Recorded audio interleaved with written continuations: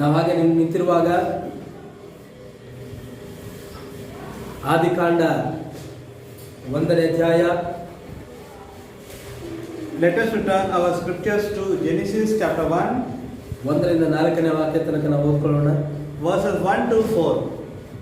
In the beginning, God created the heaven and the earth was without form and void, and darkness was upon the face of the deep, and the Spirit of God moved upon the face of the water. And God said, "Let there be light," and there was light. And God saw the light that it was good, and God divided the light from the darkness. ಆದಿಯಲ್ಲಿ ದೇವರು ಆಕಾಶವನ್ನು ಭೂಮಿಯನ್ನು ಸೃಷ್ಟಿಸಿದನು. ಭೂಮಿಯು ನಿರಾಕಾರವಾಗಿಯೂ ಶೂನ್ಯವಾಗಿಯೂ ಇತ್ತು ಮತ್ತು ಅಗಾಧದ ಮೇಲೆ ಕತ್ತಲೆ ಇತ್ತು. ದೇವರ ಆತ್ಮನು ನೀರುಗಳ ಮೇಲೆ ಚಲಿಸುತ್ತಿದ್ದನು. ಆಗ ದೇವರು ಬೆಳಕಾಗಲಿ ಅನ್ನಲು ಬೆಳಕಾಯಿತು. ದೇವರು ಬೆಳಕನ್ನು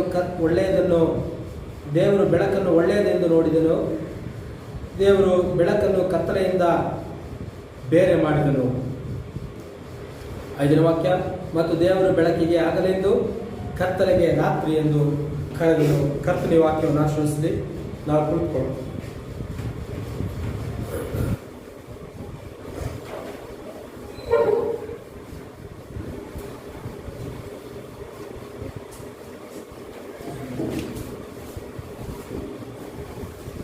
Hallelujah. Hallelujah.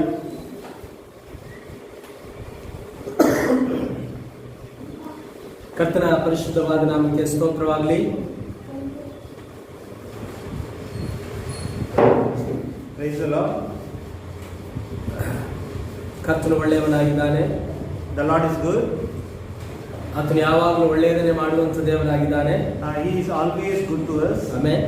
ದೇವರ ಸ್ತೋತ್ರ. ನಮ್ಮ ಜೀವಿತದಲ್ಲಿ ಆತನು ಒಳ್ಳೆಯದನ್ನೇ ಮಾಡ್ತಾ ಇದ್ದಾನೆ. In our lives, He is always doing good. Hallelujah. ಏನೇ ಸಮಸ್ಯೆಗಳು ಬಂದರೂ ಕೂಡ ಆತನು ನಮಗೆ ಒಳ್ಳೆಯವನೇ ಆಗಿದ್ದಾನೆ. Whatever situation comes, He is always good to us. Amen. ದೇವರ ಸ್ತೋತ್ರ. ನಾವು ಕಳೆದ ವಾರದಲ್ಲಿ ನಾವು ನೋಡಿಕೊಂಡು ನಿತ್ಯ ಮತ್ತು ಸಮಯದ ಕುರಿತಾಗಿ ನಾವು ನೋಡಿಕೊಂಡಿದ್ದೇವೆ. Last week we saw about eternity, time and eternity. ಇವತ್ತು ಕೂಡ ಅದನ್ನ ಮುಂದುವರಿದ ಭಾಗವಾಗಿ ನಾವು ಅದನ್ನ ನೋಡ್ಕೊಳ್ಳಿಕ್ಕೆ ಹೋಗ್ತೇವೆ. Today we are continuing the same. Amen. ದೇವರ ಸ್ತೋತ್ರ. ಸರಿ, ನಿತ್ಯ ಮತ್ತು ಸಮಯ, eternity and time.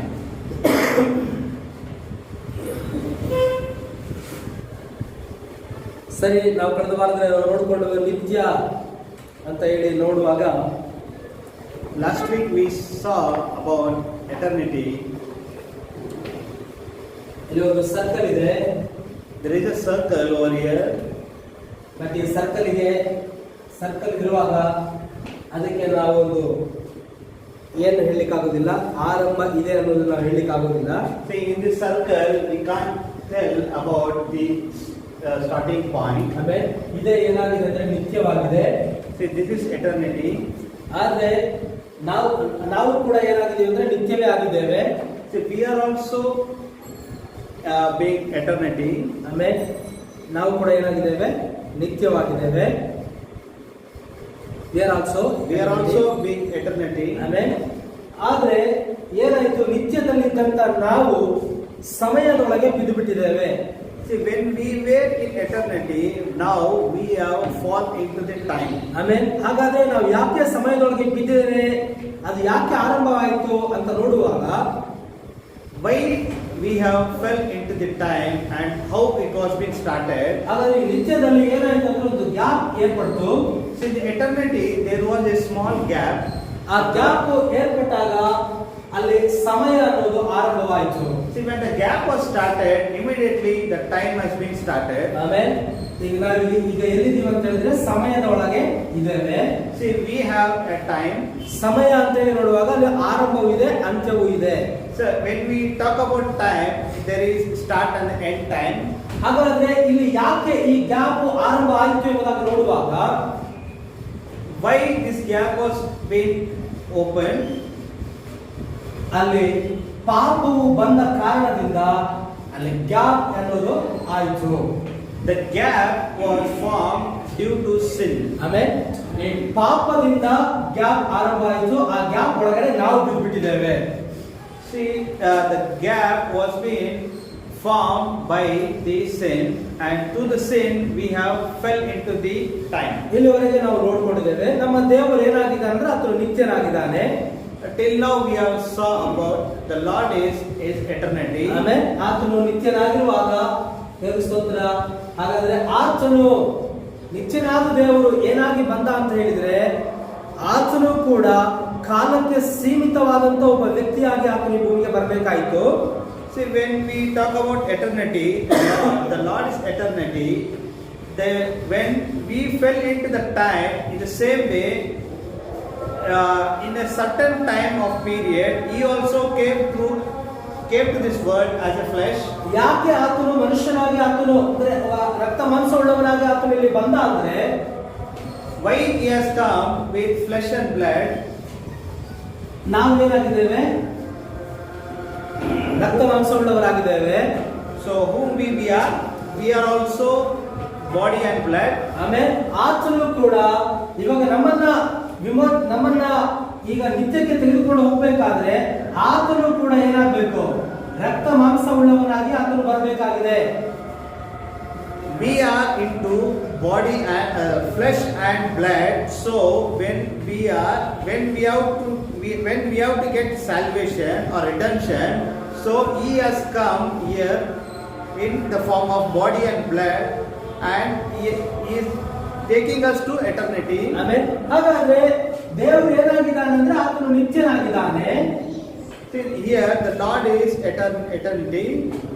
ನಿತ್ಯನಾದ ದೇವರು ಈಗ ಏನ್ ಮಾಡ್ತಾ ಇದ್ದಾನೆ? ಆತನು ರಕ್ತ ಮಾಂಸ ಶರೀರವನ್ನ ತೆಗೆದುಕೊಂಡ. So the eternity God now He has taken a flesh body. ಒಂದು ವೇಳೆ ಈಗ ನಾನು ಇಲ್ಲಿ ಸಮಯದೊಳಗೆ ಬಂದಿದ್ದೇನೆ, ಆದ್ರೆ ನನಗೆ ನೇರವಾಗಿ ಮೇಲೆ ಹೋಗ್ಲಿಕ್ಕೆ ಆಗುತ್ತೆ ಅಂತ ಹೇಳಿದ್ರೆ ಆತನು ಒಂದು ಫ್ರೆಶ್ ಬಾಡಿಯನ್ನ, ಒಂದು ರಕ್ತ ಮಾಂಸ ಉಳ್ಳ ಶರೀರವನ್ನು ತೆಗೆದುಕೊಳ್ಳುವಂತ ಅವಶ್ಯಕತೆ ಆತನಿಗೆ ಇರ್ತಾ ಇರಲಿಲ್ಲ.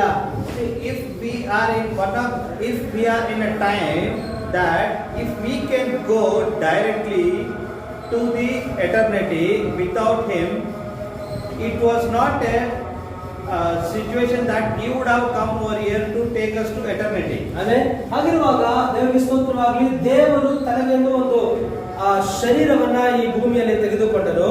See, now in this earth, in this world, He has taken a body. He has taken a flesh body into this world. ತೆಗೆದುಕೊಳ್ಳುವಾಗ ಒಂದು ಏನ್ ಬೇಕಾಗಿತ್ತು? ಒಂದು ಗರ್ಭವು ಬೇಕಾಗಿತ್ತು. See, when He was taken, He was to take a body and a flesh body in this world. He has to have a womb. ಆಮೇಲೆ ಅದು ಆ ಒಂದು ಗರ್ಭವು ಯಾರ್ದಾಗಿತ್ತು ಅಂದ್ರೆ ಅದು ಮರಿಯಳ ಗರ್ಭವಾಗಿತ್ತು. See, who is that womb was? The womb was Mary. ಆಮೇಲೆ ದೇವರಿಗೆ ಸ್ತೋತ್ರವಾಗಲಿ, ದೇವರು ಎಲ್ಲವನ್ನ ಆತನು ಕ್ರಮವಾಗಿ ಮಾಡ್ತಾ ಬರ್ತಾ ಇದ್ದಾನೆ. See, here the Lord is doing in a perfect manner. ಆಮೇಲೆ ಹಾಗಾದ್ರೆ ದೇವರಿಗೆ ಸ್ತೋತ್ರ, ಆ ಮರಿಯಳ ಗರ್ಭದಲ್ಲಿ ಕರ್ತನು ಏನನ್ನ ಮಾಡ್ತಾ ಅನ್ನೋದು ಬ್ಲಡ್ ಸೆಲ್ ಅನ್ನ ಆತನು ಕ್ರಿಯೇಟ್ ಮಾಡ್ತಾ ಇದ್ದಾನೆ. What the Lord is doing in the womb of Mary, He is creating a cell into the womb of Mary. ಇವಾಗ ಗಮನಿಸಿ, ನಿತ್ಯನಾದ ದೇವರು ಏನ್ ಮಾಡ್ಕೊಂಡ? ತನ್ನನ್ನ ಒಂದು ಚಿಕ್ಕ ಅಣುವಾಗಿ ತನ್ನನ್ನ ಮಾರ್ಪಡಿಸಿಕೊಳ್ತಾ ಇದ್ದಾನೆ. So the eternal God, what He has done, He has made a small gene into the womb of Mary. ಆಮೇಲೆ ಅಣು ಅಂದ್ರೆ ಸೇಮ ಜೀನನ. ದೇವರಿಗೆ ಸ್ತೋತ್ರ. ಸರಿ, ಹಾಗಿರ್ಬೇಕಾದ್ರೆ ಒಂದು ಚಿಕ್ಕ ಅಣುವಾಗಿ ನಿತ್ಯನಾದ ದೇವರು ತಾನು ವಾಸ ಮಾಡಲಿಕ್ಕೆ ಅಲ್ಲಿ ಒಂದು ಶರೀರವನ್ನ ತೆಗೆದುಕೊಳ್ತಾ ಇದ್ದಾನೆ. Here to live in this world, he has been taking a flesh body in this world. ಆಗ ಒಂದು ಬ್ಲಡ್ ಸೆಲ್ ಅನ್ನು ಆತನು ಕ್ರಿಯೇಟ್ ಮಾಡಿದ. So he has formed a blood cell. ಸಮಯವಾದಾಗ ಆತನು ಈ ಭೂಮಿಗೆ ಬಂದ. So when the time has come, He has come into this world. ಆಮೇಲೆ ಆಗ ದೇವರಿಗೆ ಸ್ತೋತ್ರವಾಗಲಿ. ಅದರ ನಂತರವಾಗಿ ಈ ಭೂಮಿಗೆ ಆತನು ಬಂದಾಗ ಆತನಿಗೆ ಕರೆಯಲ್ಪಟ್ಟದ್ದು ಏನಂದ್ರೆ ಆತನು ಮಗ ಎಂಬುದಾಗಿ ಕರೆಯಲ್ಪಟ್ಟ. See, when He come into this world, He was being called as the Son. ಅದಕ್ಕಿಂತ ಮೊದಲನೇದಾಗಿ ಆತನು ಮಗ ಎಂಬುದಾಗಿ ಕರೆಯಲ್ಪಟ್ಟಿದ್ದನ. Before that, He was called as a son. ಆದ್ರೆ ಆತ ದೇವರ ಯೋಚನೆಯಲ್ಲಿ ಆತನು ಮಗನಾಗಿ ಬರಬೇಕೆಂಬುದಾಗಿ ಇತ್ತು. See, in the mind of God, he was to come like a son in this world, ಆದ್ರೆ ಆಗ ಆತನು ಮಗನಾಗಿ ಇರಲಿಲ್ಲ. but he was not a son. ಆಗ ಆತನು ನಿತ್ಯನಾದ ದೇವರಾಗಿ ಇದ್ದ. See, always he is eternal God. ಆಮೇಲೆ ಹಾಗಾದ್ರೆ ಈ ನಿತ್ಯನಾದ ದೇವರು ಏನ್ ಮಾಡ್ದ? ಮಗನಾಗಿ ಭೂಮಿಗೆ ಬಂದ. See, the eternal God has came into this world as a son. ಒಂದು ವೇಳೆ ಆತನು ಮಗನಾಗಿ ಬರದೇ ಹೋಗಿದ್ರೆ ಆತನು ನಿತ್ಯನಾದ ದೇವರೇ ಆಗಿರ್ತಾ ಇದ್ದ. See, if he would have not come as a son into this world, he would be in eternity God. ಆಮೇಲೆ ದೇವರಿಗೆ ಸ್ತೋತ್ರ. ಹಾಗಾದ್ರೆ ಆತನು ಈ ಭೂಮಿಗೆ ಬರದೇ ಹೋಗಿದ್ರೆ ಏನಂತ ಕರೆಸಿಕೊಳ್ಳಲ್ಪಡ್ತಿರ್ಲಿಲ್ಲ? ಮಗ ಅಂತ ಕರೆಸಿಕೊಳ್ಳಲ್ಪಡ್ತಾ ಇರಲಿಲ್ಲ. See, if he would have not come into this world, he would have not been called as son. ಹಾಗಾದ್ರೆ ಆತನು ಯಾಕೆ ಮಗನಾಗಿ ಕರೆಸಿಕೊಳ್ಳಲ್ಪಟ್ಟ, ಆತನು ಯಾಕೆ ಮಗನಾಗಿ ಬಂದ ಅಂತ ಹೇಳಿ ನೋಡುವುದಾದ್ರೆ, What is the reason why he has come as a son into this world? ಮಗನ ಸ್ಥಾನದಲ್ಲಿ ಇರಬೇಕಾದಂತ ನಾವುಗಳು, see, as we are the sons of son, we are in the position of sons. ಪಾಪದಲ್ಲಿ ಬಿದ್ದೋಗ್ಬಿಟ್ಟಿದ್ದೇವೆ. We have fallen in sin. ಆಮೇಲೆ ಹಾಗಾದ್ರೆ ಪಾಪದಲ್ಲಿ ನಾವು ಬಿದ್ದಿರುವುದರಿಂದ ನಾವು ಪಾಪದಲ್ಲಿ ಬಿದ್ದು ಆ ಮಗನ ಸ್ಥಾನವನ್ನು ನಾವು ಕಳೆದುಕೊಂಡದ್ರಿಂದ we have fallen in sin and we have lost the sonship. ಮಗನ ಸ್ಥಾನವನ್ನು ನಾವು ಕಳೆದುಕೊಂಡದ್ರಿಂದ we have lost our sonship. ಆಮೇಲೆ ತಿರುಗಿ ನಮಗೆ ಅದನ್ನು ಕೊಡುವುದಕ್ಕಾಗಿ ಆತನೇ ಮಗನಾಗಿ ಭೂಮಿಗೆ ಬರಬೇಕಾಯಿತು. So again to return us the sonship, he has called as the son. ಇಬ್ರಿಯ ಪುಸ್ತಕದಲ್ಲಿ ನಾವು ಅದನ್ನು ಓದ್ತೇವೆ. Turn to Hebrews. ಇಬ್ರಿಯ 2ನೇ ಅಧ್ಯಾಯ, Hebrews chapter 2.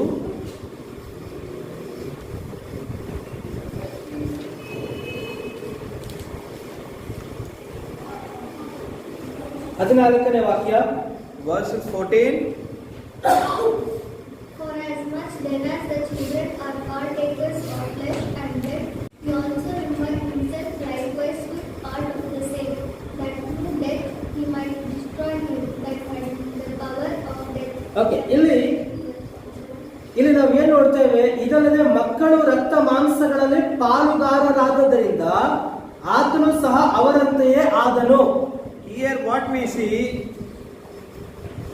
they are not all ministering spirits sent forth to minister for them who shall be heirs of salvation. ಹಾಗಾದ್ರೆ ಮಕ್ಕಳಾದ ನಾವು ಏನಾಗಿದ್ದೇವೆ? ರಕ್ತ ಮಾಂಸದಲ್ಲಿ ಪಾಲುಗಾರರಾಗಿದ್ದೇವೆ.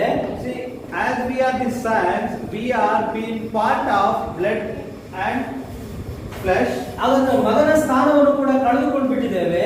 See, we have been lost of the sonship. ನಾವು ಮಗನ ಸ್ಥಾನವನ್ನು ನಾವು ಕಳೆದುಕೊಂಡಿದ್ದರಿಂದ ತಿರುಗಿ ನಮಗೆ ಆ ಸ್ಥಾನವನ್ನು ಕೊಡಬೇಕಾಗಿದೆ.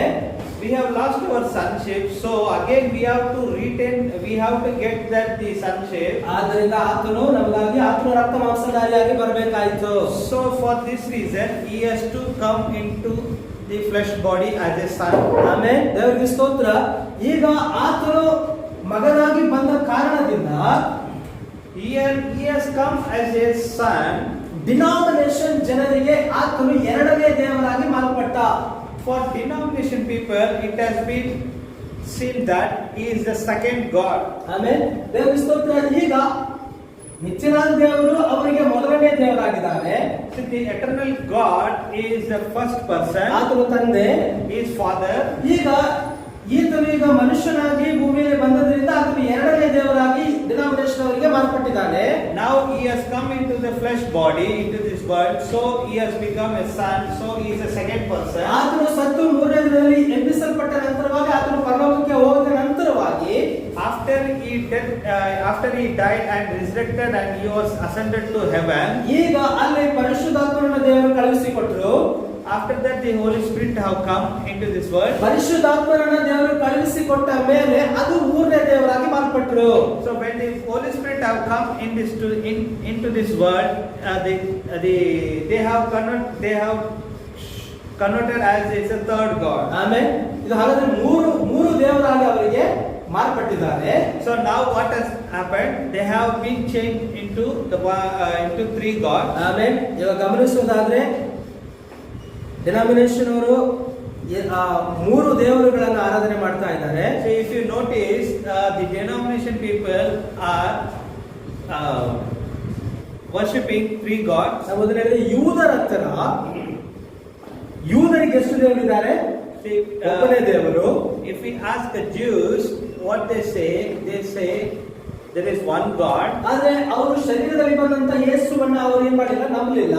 See, they did not believe the flesh body. ಆಮೇಲೆ ದೇವರಿಗೆ ಸ್ತೋತ್ರ. ಆದ್ರೆ ಅವರು ಯೂದರಿಗೆ ಶರೀರದಲ್ಲಿ ಬಂದಂತ ಯೇಸುವನ್ನ ಅವರು ನಂಬದೇ ಇದ್ದ ಕಾರಣ ಇವಾಗ ಆ ಕೃಪೆಯಿಂದ ನಮಗೆ ಅದು ಆತನು ನಮಗೆ ಸಿಕ್ಕಿದ್ದಾನೆ. See, the Jewish people did not accept Jesus Christ as when he had come to this world in flesh body. They did not accept. Due to this grace, what has happened? This has been turned to the Gentiles.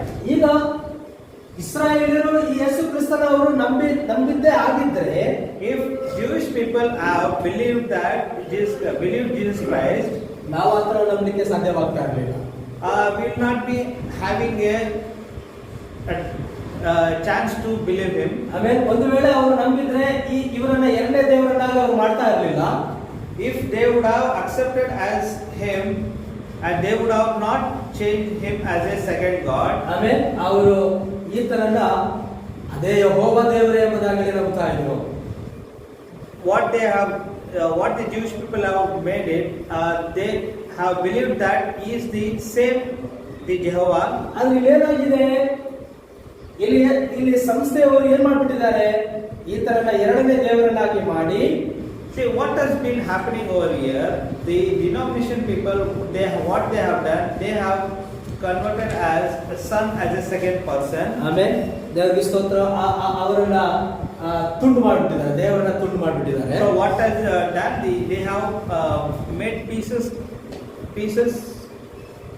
ಆಮೇಲೆ ಹಾಗಾದ್ರೆ ದೇವರಿಗೆ ಸ್ತೋತ್ರವಾಗಲಿ. ಇಲ್ಲಿ Trinity ಅವರು ಇದ್ದಾರೆ ಮತ್ತು ಟೂನೆಸ್ ಅನ್ನುವಂತ ಗುಂಪು ಕೂಡ ಇದೆ. See here, we can notice there are Trinity people and also two-ness people. ತ್ರೈಕತ್ವದವರು ಮೂರು ದೇವರುಗಳನ್ನು ಆರಾಧನೆ ಮಾಡ್ತಾರೆ. See, the Trinity people worship three gods. ಟೂನೆಸ್ ನವರು ಎರಡು ದೇವರನ್ನ ಆರಾಧನೆ ಮಾಡ್ತಾರೆ. The two-ness people worship two gods. ಇನ್ನೂ ಒಂದು ಗುಂಪು ಇದೆ, ಅದು ಒನ್ನೆಸ್ ಆಗಿದೆ. There is one more group called oneness. ಅವರು ಯೇಸುವನ್ನು ಮಾತ್ರವೇ ಆರಾಧನೆ ಮಾಡ್ತಾರೆ. They only worship Jesus Christ. ಹಾಗಾದ್ರೆ ನಾವು ಇದರಲ್ಲಿ ಯಾವ ಗುಂಪಿಗೆ ಸೇರಿದವರಾಗಿದ್ದೇವೆ?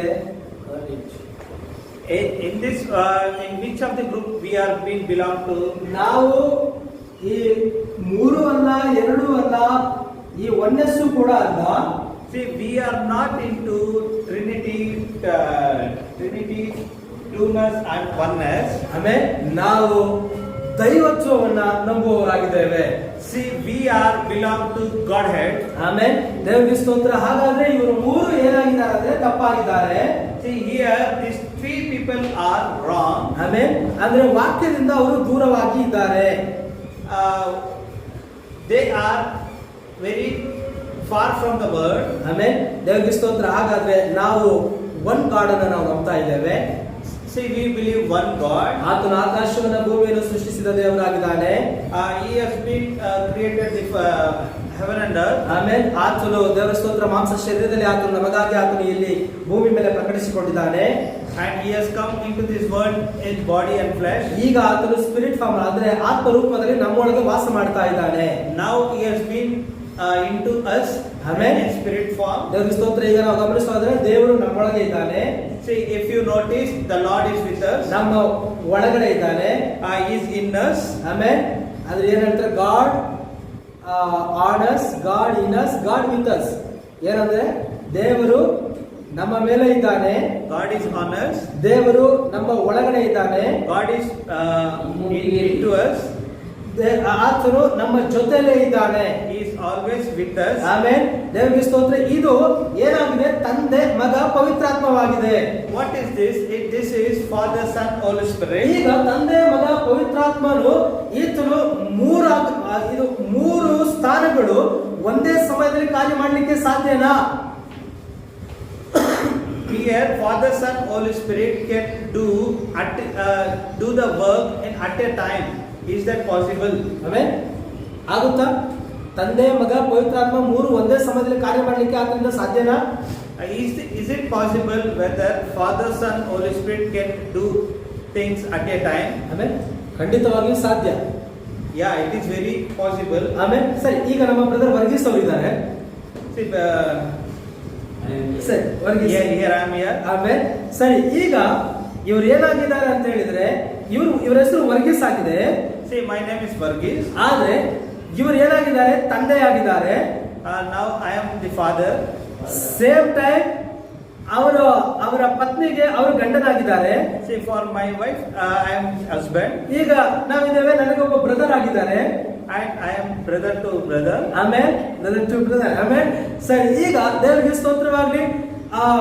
ಅವರ ತಂದೆಗೆ ಅವರು ಮಗನಾಗಿದ್ದಾರೆ. See, for my father, I am son.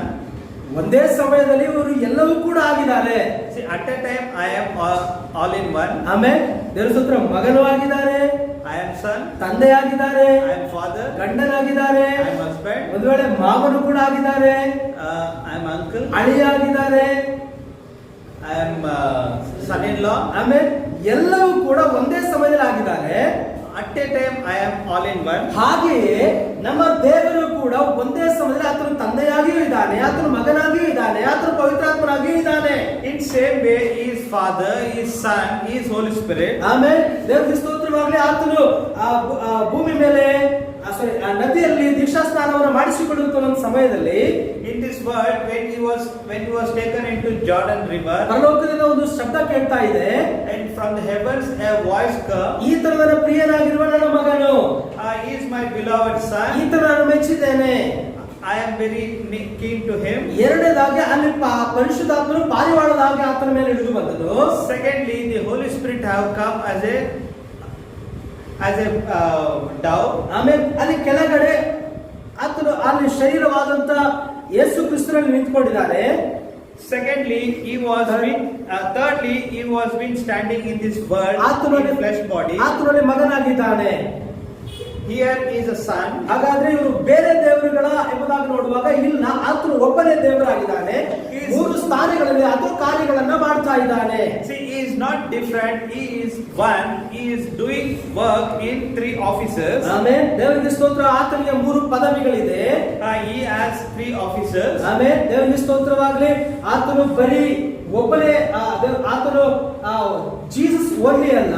He is not only Jesus. He is not only Jesus only. Amen. ಆತನು ಲಾರ್ಡ್ ಜೀಸಸ್ ಕ್ರೈಸ್ಟ್, ಕರ್ತನಾದ ಯೇಸು ಕ್ರಿಸ್ತನಾಗಿದ್ದಾನೆ.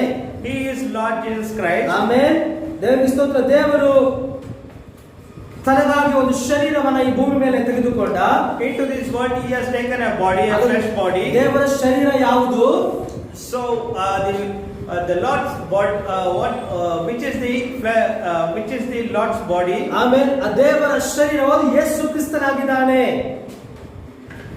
The flesh body, the Lord's body is Jesus Christ. ಸರಿ, ಈಗ ಅಗ್ನಿ ಸ್ತಂಭದಲ್ಲಿ ಆತನು ಹಳೆ ಒಡಂಬಡಿಕೆ ಕಾಲದಲ್ಲಿ ಪ್ರಕಟಿಸಿಕೊಂಡ.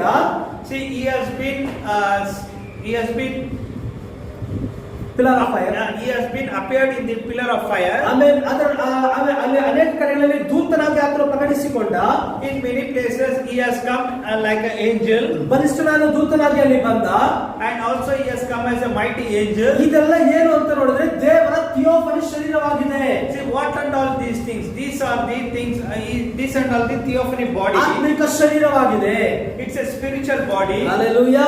ಆದ್ರೆ ನಮ್ಮನ್ನ ವಿಮೋಚನೆಗಾಗಿ ತೆಗೆದುಕೊಂಡಂತ ಶರೀರ ಅದು ಯಾವ ಶರೀರ? ಅದು ರಕ್ತ ಮಾಂಸವುಳ್ಳ ಶರೀರವಾಗಿದೆ. So redemption as he has taken a body. What is that body? It's a flesh body. Amen. ದೇವರಿಗೆ ಸ್ತೋತ್ರ. ಈಗ ನಾವು ಎಲ್ಲಿಗೆ ಹೋಗ್ಬೇಕು? ನಿತ್ಯಕ್ಕೆ ನಾವು ಹೋಗ್ಬೇಕಾಗಿದೆ. So where we have to go? We have to go to eternity. ಆಮೇಲೆ ದೇವರಿಗೆ ಸ್ತೋತ್ರ, ನಾವು ಆತನನ್ನ ನೋಡ್ಲಿಕ್ಕೆ ಹೋಗ್ಬೇಕಾಗಿದೆ. See, we have to go to eternity. We have to go and see Him. ಆಮೇಲೆ ನಮಗೆ ಪರಲೋಕ ಎಂಬ ಒಂದು ಸ್ಥಳ ಇದೆ. There is a place called heaven. ಆಮೇಲೆ ದೇವರಿಗೆ ಸ್ತೋತ್ರ, ಅಕ್ಷರಶಃ ಒಂದು ಸ್ಥಳವಿದೆ ನಮಗಾಗಿ, literal place. There is a literal place. ಆಮೇಲೆ ದೇವರಿಗೆ ಸ್ತೋತ್ರ, ಒಬ್ಬ ಒಬ್ಬ ಅಕ್ಷರಶಃ ಒಬ್ಬ ಮನುಷ್ಯ ಇದ್ದಾನೆ, ಒಬ್ಬ ವ್ಯಕ್ತಿ ಇದ್ದಾನೆ. There is literally a body. ಆಮೇಲೆ ನಮಗೊಂದು ನಂಬಿಕೆ ಇದೆ. We have a faith. ಆಮೇಲೆ ದೇವರಿಗೆ ಸ್ತೋತ್ರ, ನಾವು ಎಲ್ಲಿ ಹೋಗ್ತೇವೆ ಅಂತ ಹೇಳಿ ಅವರನ್ನ ನೋಡ್ಲಿಕ್ಕೆ ಹೋಗ್ತೇವೆ ಮತ್ತೆ ನಂಬಿಕೆ ನಮ್ಮೊಳಗೆ ಇದೆ. Where we are going to see Him. ಒಂದು We have ವೇಳೆ faith. ಅಲ್ಲಿ ಪರಲೋಕ ಇಲ್ಲದೆ ಹೋಗಿದ್ರೆ, ಅಲ್ಲಿ ಒಬ್ಬ ವ್ಯಕ್ತಿ ನಮ್ಮ ಕರ್ತನಾದ ಯೇಸು ಕ್ರಿಸ್ತರು ಅಲ್ಲಿ ಇಲ್ಲದೆ ಹೋಗಿರ್ತಿದ್ರೆ, ನಮ್ಮ ನಂಬಿಕೆ ಎಲ್ಲ ಏನಾಗಿರ್ತಿತ್ತು? ಅದು ವ್ಯರ್ಥವಾಗಿರ್ತಿತ್ತು. See, if there is no person in heaven, our struggles, our faith, everything will be a vain. ಆಮೇಲೆ ದೇವರ ಸ್ತೋತ್ರ. ಆದ್ರೆ ನಮಗೆ ಸಂಪೂರ್ಣವಾದ ನಂಬಿಕೆ ಇದೆ, ನಾವು ಪರಲೋಕಕ್ಕೆ ಹೋಗ್ತೇವೆ, ನಾವು ನಿತ್ಯಕ್ಕೆ ಹೋಗ್ತೇವೆ ಎಂಬುದಾಗಿ. See, we have a faith that we will be going to the eternity. ನಾವು ಆತನನ್ನು ನೋಡ್ತೇವೆ ಅಂತ ನಂಬಿಕೆ ನಮ್ಮೊಳಗೆ ಇದೆ. We have faith that we are going to see Him. ಆಮೇಲೆ ಆಮೇಲೆ ಸರಿ, ಸೈತಾನ ನಮ್ಮನ್ನ ಗಲಿಬಿಲಿ ಮಾಡಲಿಕ್ಕೆ ಸಾಧ್ಯವಿಲ್ಲ. See, the Satan cannot disturb us. ಆಮೇಲೆ ದೇವರ ಸ್ತೋತ್ರ, ನಮ್ಮನ್ನ ಏನ್ ಮಾಡ್ಲಿಕ್ಕೆ ಆಗಲ್ಲ, ಚಂಚಲ ಮಾಡ್ಲಿಕ್ಕೆ ಅವರಿಂದ ಸಾಧ್ಯವಿಲ್ಲ. He cannot confuse us. ಆದ್ರೆ ಅನೇಕರು ಚಂಚಲವಾಗಿದ್ದಾರೆ. So many are in confusion. ಆಮೇಲೆ ದೇವರಿಗೆ ಸ್ತೋತ್ರ, ನಾವು ಎಲ್ಲಿಂದ ಬಂದಿದ್ದೇವೆ ಅನ್ನೋದು ಅವರಿಗೆ ಗೊತ್ತಿಲ್ಲ. See, they don't know from where they have come. ಆಮೇಲೆ ನಾವು ಎಲ್ಲಿಂದ ಬಂದಿದ್ದೇವೆ? From where we have come. ನಾವು ನಿತ್ಯದಿಂದ ಬಂದಿದ್ದೇವೆ. We have come from the eternity. ಆಮೇಲೆ ನಾವು ತಿರುಗಿ ನಿತ್ಯಕ್ಕೆ ನಾವು ಹೋಗುವವರಾಗಿದ್ದೇವೆ. See, we have to go to eternity. ಆಮೇಲೆ ಸರಿ, ಈಗ ಗಮನಿಸ್ರಿ, ಈಗ ನಿತ್ಯದಲ್ಲಿ ಇದ್ದಂತ ನಾವು ಎಲ್ಲಿ ಬಂದಿದ್ದೇವೆ? ಸಮಯದಲ್ಲಿದ್ದೇವೆ. See, from eternity we have come to time. ದೇವರು ಆದಾಮ ಹವ್ವರನ್ನ ಸೃಷ್ಟಿ ಮಾಡಿದ್ದಾರೆ. See, here the Lord has created Adam and Eve. ಆದಾಮ ಹವ್ವರನ್ನ ಸಾಯುವುದಕ್ಕಾಗಿ ದೇವರು ಸೃಷ್ಟಿಸಿದಾರಾ? Whether He has created Adam and Eve to die? ಇಲ್ಲ. ಆಮೇಲೆ No. ಅವರನ್ನ ಸಾಯುವುದಕ್ಕಾಗಿ ದೇವರು ಸೃಷ್ಟಿಸಲಿಲ್ಲ. He did not create them to die. ಅವರು ನಿತ್ಯವಾಗಿ ಇರಬೇಕನ್ನೋದಾಗಿ ದೇವರು ಸೃಷ್ಟಿ ಮಾಡಿದ್ದಾರೆ. He has created them to live in eternity. ಆದ್ರೆ ಏನ್ ಬಂತು? ಮರಣ ಎನ್ನುವುದು ಅದರೊಳಗೆ ಬಂತು. See, what has come into between them? A death has come into between them. ಹಾಗಾದ್ರೆ ಮರಣ ಹೇಗೆ ಬಂತು? How this death came? ಪಾಪದಿಂದ ಬಂತು. The death came through the sin. Bible ಹೇಳ್ತದೆ, ಪಾಪವು ಕೊಡುವ ಸಂಬಳ ಮರಣ. The Bible says ಪಾಪದ ಸಂಬಳ ಮರಣ. the labor of this sin is death. ಆಮೇಲೆ ದೇವರಿಗೆ ಸ್ತೋತ್ರವಾಗಲಿ. ಹಾಗಾದ್ರೆ ಅಲ್ಲಿ ಮರಣವು ಬಂದಿದೆ. See, here the death has come. ಆ ಕಾರಣದಿಂದ ಆತನು ಕೂಡ ಏನಾದ? ಮನುಷ್ಯನಾಗಿ ನಮಗಾಗಿ ಈ ಭೂಮಿಗೆ ಬಂದ. Due to this, He has come as a flesh body into this world. ಆತನು ಮನುಷ್ಯನಾಗಿ ಭೂಮಿಗೆ ಬಂದಾಗ ಅಲ್ಲಿ ಜನರು ಆತನ ನೋಡಿದ್ರೆ ನಿನಗೆ ಇನ್ನೂ 30 ವರ್ಷ ಆಗಲಿಲ್ಲ. When He has come into this world in a flesh body, people told them, still you are not completed 30 years. ಯಾಕಂದ್ರೆ ನೀನು 30 ವರ್ಷ, ಇನ್ನೂ 50 ವರ್ಷ ಆಗಲಿಲ್ಲ ಎಂಬುದಾಗಿ ಹೇಳಿದ್ರು. He has not been completed 50 years. ಆಮೇಲೆ ದೇವರ ಸ್ತೋತ್ರ, ಯಾಕಂದ್ರೆ ಹೇಳಿದ್ರು? Why they have ಯೇಸು ಕ್ರಿಸ್ತರು ಹೇಳಿದ್ರು, ನಾನು ಅಬ್ರಹಾಮನಿಗಿಂತ ಮುಂಚೆ ಇದ್ದೇನೆ ಎಂಬುದಾಗಿ ಹೇಳಿದ್ರು. Why they have told like that? Because Jesus Christ told that I was at the time of Abraham. ಅಬ್ರಹಾಮನು ನನ್ನ ದಿನವನ್ನು ನೋಡಬೇಕು ಎಂಬುದಾಗಿ ಹೇಳಿ ಅವನೇನ್ ಮಾಡ್ದ? ಆಸೆ ಪಟ್ಟ ಎಂಬುದಾಗಿ ವಾಕ್ಯದಲ್ಲಿದೆ. In this Bible it has been written that Abraham was very anxious about the time of Jesus. ನನ್ನನ್ನು ನೋಡಿ ಸಂತೋಷ ಪಟ್ಟ ಎಂಬುದಾಗಿ ಕೂಡ ಹೇಳ್ತಾರೆ. And also he has told that he was happy when he saw me. ಅದಕ್ಕೆ ಅವ್ರು ಏನ್ ಹೇಳ್ತಾರೆ? ನಿನಗೆ ಇನ್ನೂ 50 ವರ್ಷ ಆಗಲಿಲ್ಲ. So due to this reason, what they told, still you have not completed 50 years. ಆಮೇಲೆ ದೇವರಿಗೆ ಸ್ತೋತ್ರ. ನೋಡಿ, ಆತನು ಎಲ್ಲಿದ್ದ? ಆತನು ನಿತ್ಯದಲ್ಲಿದ್ದ. ಆತನು ಎಲ್ಲೆಲ್ಲಿ ತನ್ನನ್ನು ಪ್ರಕಟಿಸಿಕೊಂಡ? ಅಬ್ರಹಾಮನ ಹತ್ರ ಪ್ರಕಟಿಸಿಕೊಂಡ. ದೇವರ ಸ್ತೋತ್ರ. ಅಲ್ಲಿ ಆತನು ದೂತನಾಗಿ ಪ್ರಕಟಿಸಿಕೊಂಡ. ಆತನ ಅಗ್ನಿಸ್ತಂಭದಲ್ಲಿ ತನ್ನನ್ನು ಪ್ರಕಟಿಸಿಕೊಂಡ. ಇದೆಲ್ಲ ಆತನು ಪ್ರಕಟಿಸಿಕೊಳ್ತಾನೆ ಬರ್ತಾ ಇದ್ದಾನೆ. See, he has been appeared to Abraham, and also he has been appeared in many places. He has come into this world as a mighty angel, and also he has come into the flesh body. ಆದ್ರೆ ಇಲ್ಲಿ ಆತನು ಮನುಷ್ಯ ಕುಮಾರನಾಗಿ ತನ್ನನ್ನು ತಾನು ಪ್ರಕಟಿಸಿಕೊಂಡ. So finally he has come into the flesh body into this world. Amen. ಸರಿ, ಈಗ ಲೋಕವನ್ನ ದೇವರು ಸೃಷ್ಟಿ ಮಾಡುವಾಗ ದೇವರು ಪರಿಪೂರ್ಣವಾಗಿಯೇ ದೇವರು ಅದನ್ನು ಸೃಷ್ಟಿ ಮಾಡಿದ್ರು.